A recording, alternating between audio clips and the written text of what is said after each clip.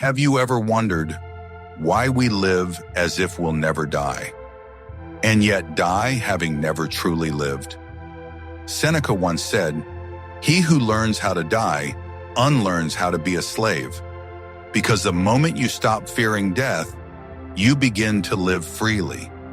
This is not a lesson about dying, it's a lesson about freedom, the kind that no power, no loss, no fate can take away from you. 1.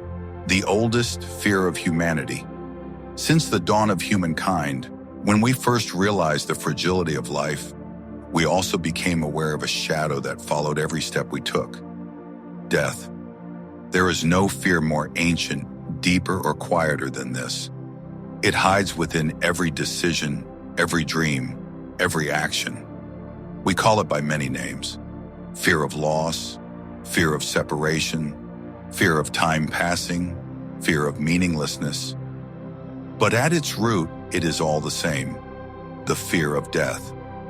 Seneca once wrote in Letters to Lucilius, "He who learns how to die has unlearned how to be a slave." He did not say it to comfort. He said it to reveal that every other fear is merely a variation of the fear of dying. And once we free ourselves from that fear, nothing in this world can bind us anymore. 2. Freedom does not lie outside. Many people believe that freedom means doing whatever they want without restraint. But for Seneca, that is only the illusion of someone who has yet to understand himself. You may be wealthy, powerful, and possess all means of enjoyment, yet a single passing thought of death can make your heart tighten, your hands tremble, your mind lose balance. You live in fear: fear of illness, fear of accidents, fear of time, fear that tomorrow may never come.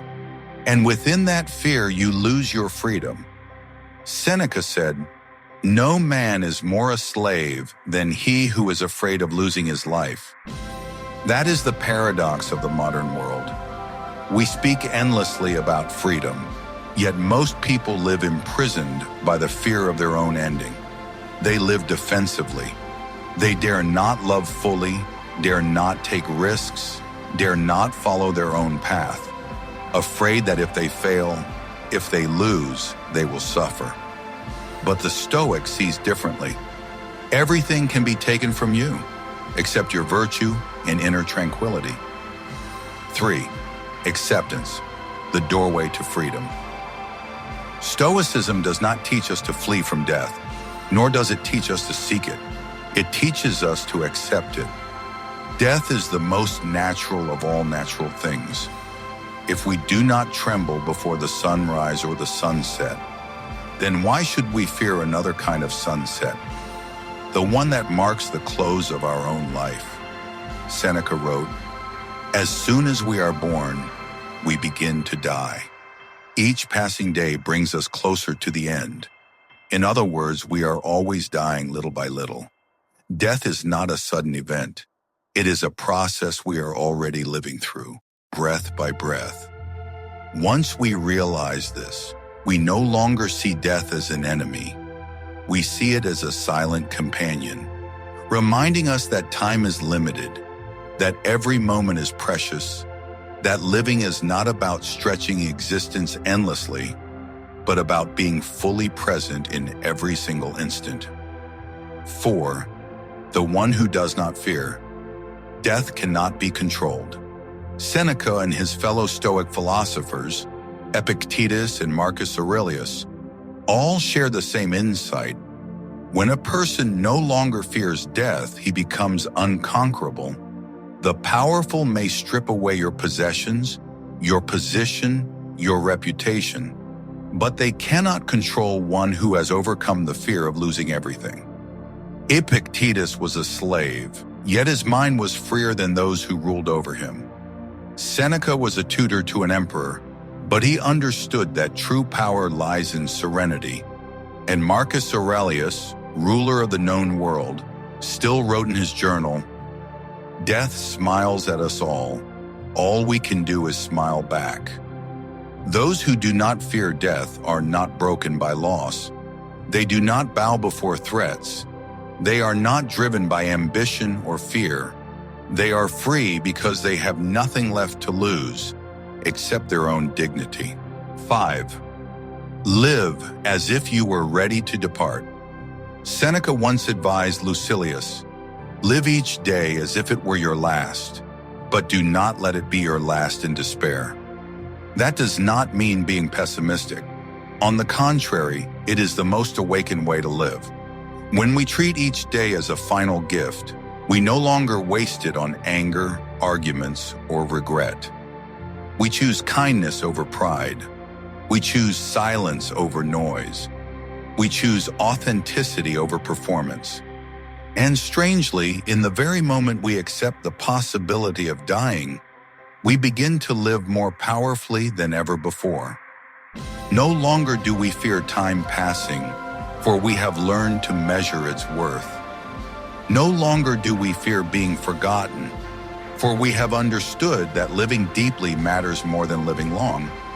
No longer do we fear loss, for we know that everything comes and goes like the breath of the universe. 6. The ultimate freedom, serenity amid impermanence. Death is not the end. It is the one true equality of all things. From the flower, the grain of sand, the star, to the human being, all pass through the same cycle. Birth, existence, dissolution. And in that grand cycle, we are but a brief wind. Yet because of that, every moment we live holds infinite meaning. Seneca never wished for us to be obsessed with death. He wished for us to free ourselves from fear, to live as we truly are, free, calm, and wise. Death is only frightening to those who have never lived, said Seneca.